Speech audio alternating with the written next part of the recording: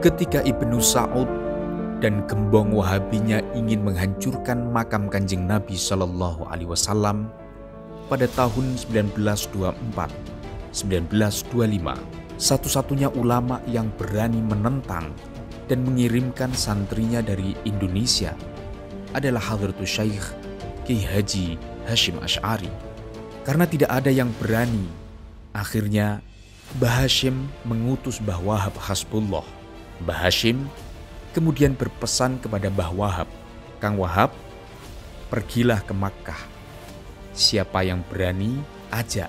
Siapa yang mau membongkar makam Nabi Muhammad, tabrak." Mbah Wahab mengajak Mbah Dahlan Abdul Qohar Kertosono. Utusan inilah yang kemudian disebut dengan Komite Hijaz. Sesampainya di Arab, ternyata di sana tidak ada yang berani menghadapi pemerintahan Wahabi. Akhirnya Kiai Wahab mencari-cari teman. Ternyata tidak ada. Sudah pada lari semua ke Mesir, ke Syria, dan ke Yaman. Setelah mencari-cari teman, ternyata tinggal dua kekuatan saja. Pertama, ulama-ulama Sunni, dan kedua, ulama-ulama Syiah. Padahal Syiah dengan Sunni itu seperti minyak dengan air yang tidak pernah akur dan tidak pernah rukun. Akhirnya Mbah Wahab mikir-mikir bagaimana caranya agar Sunni dan Syiah bisa rukun. Mbah Wahab mengambil langkah untuk mengundang para ulama tersebut, tapi tidak ada yang datang. Karena Mbah Wahab itu kiai Indonesia yang kecil, kurus, dan berkulit sawo matang. Terkesan tidak pantas jika dilihat orang sebagai ulama atau kiai. Jadi Mbah Wahab diremehkan. Setelah itu alhamdulillah dibantu oleh ulama lainnya.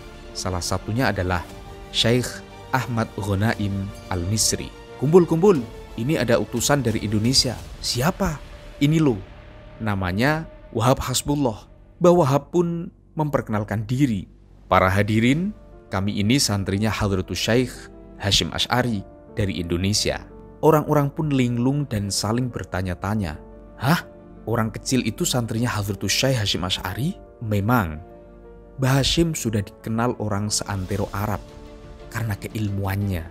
Dan beliau satu-satunya ulama Indonesia yang mendapatkan gelar Hadratus Syekh. Mbah Wahab mendengar bisikan-bisikan dari kedua kubu. Akhirnya makin percaya diri dan ngomong, "Kami diutus Hadratus Syekh untuk meminta Anda sekalian bergerak tentang apa yang nanti akan kami ceritakan. Sekarang kami mau bertanya dulu, ulama di tempat kami, Indonesia, jika bertemu cium tangan.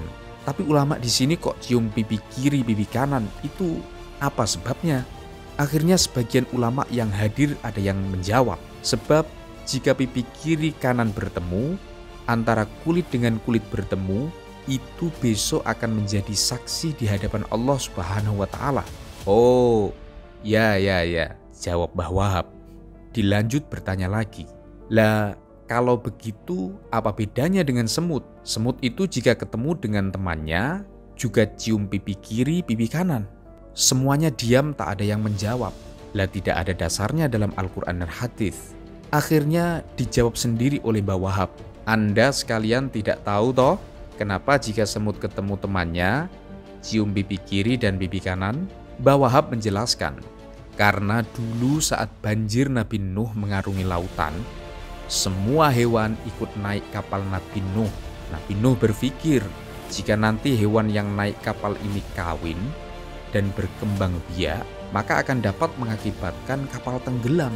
Akhirnya Nabi Nuh memberi kebijakan, semua alat kelamin wajib dicopot dan dititipkan di lemarinya Nabi Nuh.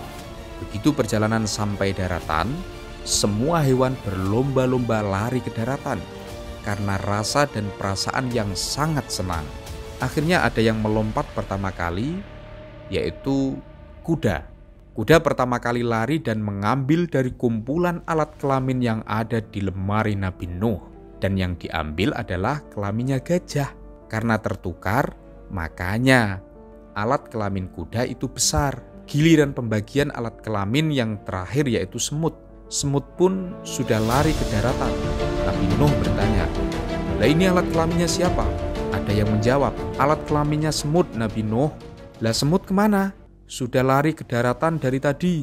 Ditunggu lama, semut ternyata tidak kunjung kembali. Akhirnya alat kelamin semut dihanyutkan bersama lemari Nabi Nuh. Hilang, tidak tahu kemana. Maka mulai saat itu semut mencari alat kelaminnya. Dan setiap kali bertemu dengan temannya pasti bertanya, "Alat kelaminmu sudah ketemu apa belum?" Mendengar cerita itu, akhirnya ulama Syiah dan ulama Sunni bisa tertawa bersama, terus rukun, saling bertepuk pundak dan saling bersalam-salaman. Mulai saat itu, mereka bersatu bersama menolak pembongkaran makam Kanjeng Nabi Shallallahu Alaihi Wasallam. Hingga sekarang, makam Nabi pun masih utuh. Itulah kehebatan Kiai Nusantara untuk merukunkan dan mendamaikan dua pihak yang saling berseteru hanya dengan bekal diceritani semut. Inilah salah satu peran besar Nahdlatul Ulama yang mampu menyelamatkan makam Nabi Muhammad dari penghancuran pemerintah Saudi.